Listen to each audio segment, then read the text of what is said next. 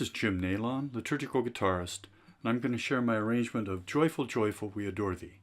I'll play through it first. It's in G major and then C major.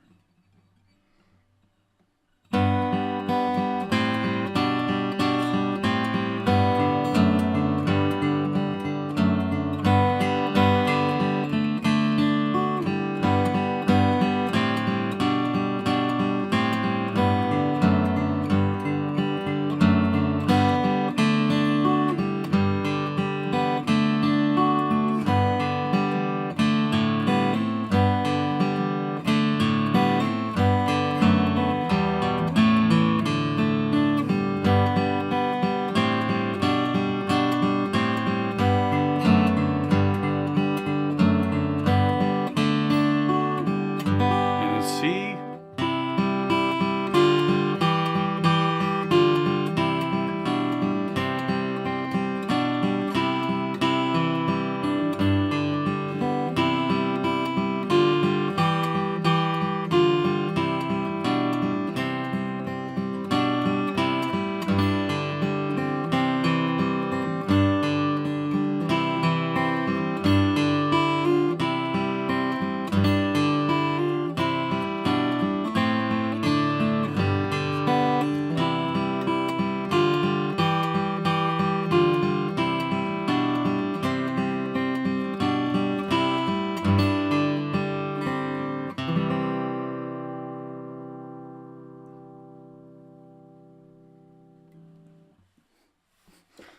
Okay, I'll talk through that, but first, let me mention I have posted the sheet music on the YouTube video as a hyperlink down below.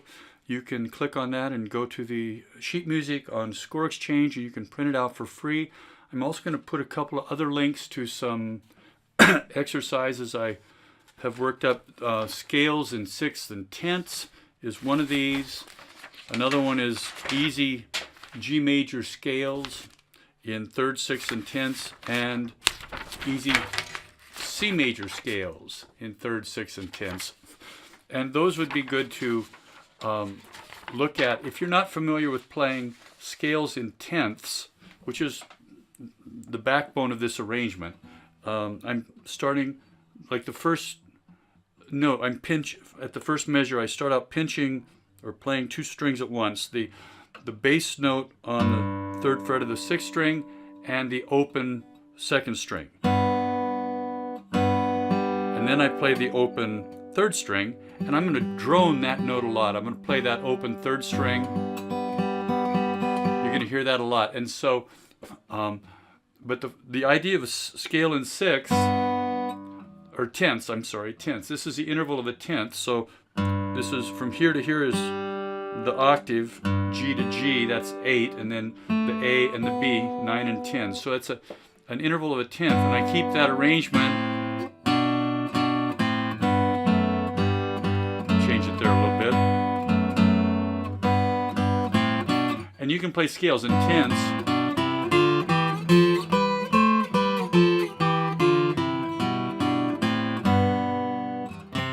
So that's something that you'll want to practice, and I hope to put a little tutorial, just a little lesson, mini lesson up on that eventually here. So, so I'm going to assume you have your scales and tenths down. And playing through this, the first three measures of the first line are just playing that scale and tenth and droning the first finger of my right hand, my I finger, is playing a drone note. And then that last measure of that first line, measure 4, is a G chord and then a D chord.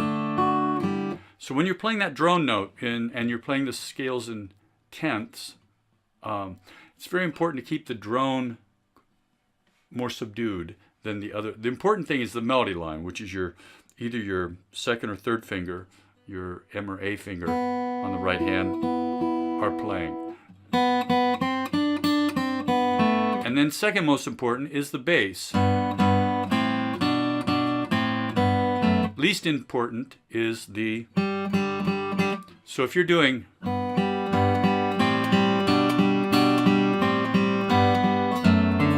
then your balance is wrong. You need to get the first finger soft and the others stronger.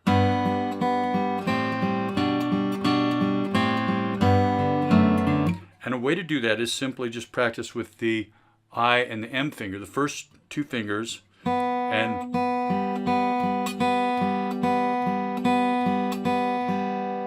then practice just the melody line.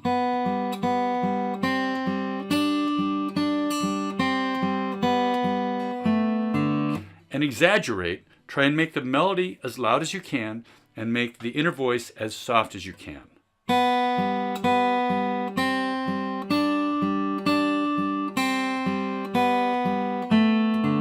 And then put it with the bass. And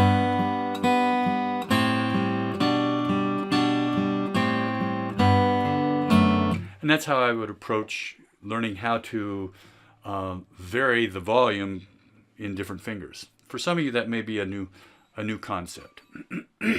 So then the second line is pretty much the same as the first line. When we get to the third line, measure 9, now we're getting into playing some chords here. The D chord, and then G, second measure, D, and a double hammer on the second and third strings, and then back to the G, D, double hammer on, and then a little bass run, droning the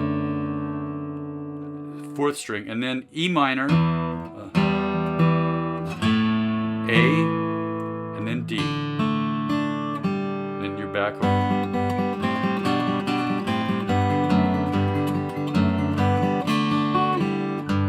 And when I play this, I go right from G to C. It's the same thing. Now I'm playing a C scale in tenths.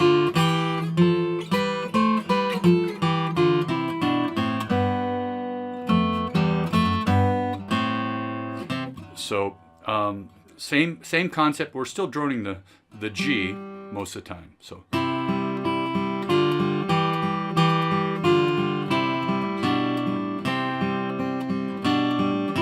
in that last measure, that first line on the C arrangement, C, and then put the little finger down on the third fret of the second string, and then G with keeping the little finger there for the melody note, and lift it off for the B, and then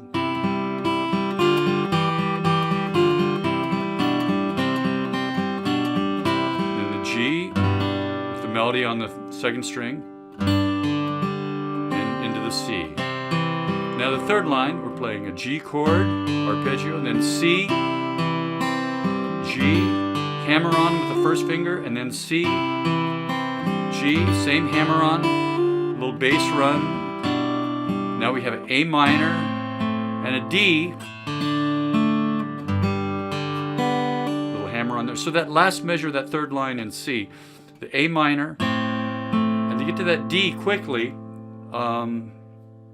you just drop your little finger down. You only need, and then bring the second finger over to the little finger goes down on the third fret of the second string. Your second finger moves from the second fret of the fourth string to the second fret of the third string. So that's a real easy. And then the G.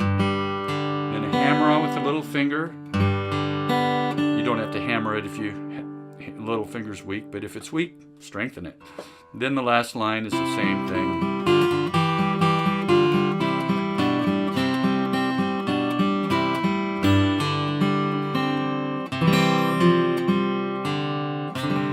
And you can throw in that little church ending if you want. So that's all I have for that hymn. And look for more videos on liturgicalguitarist.com. And I pray that God blesses you in your playing and your service. And I wish you peace.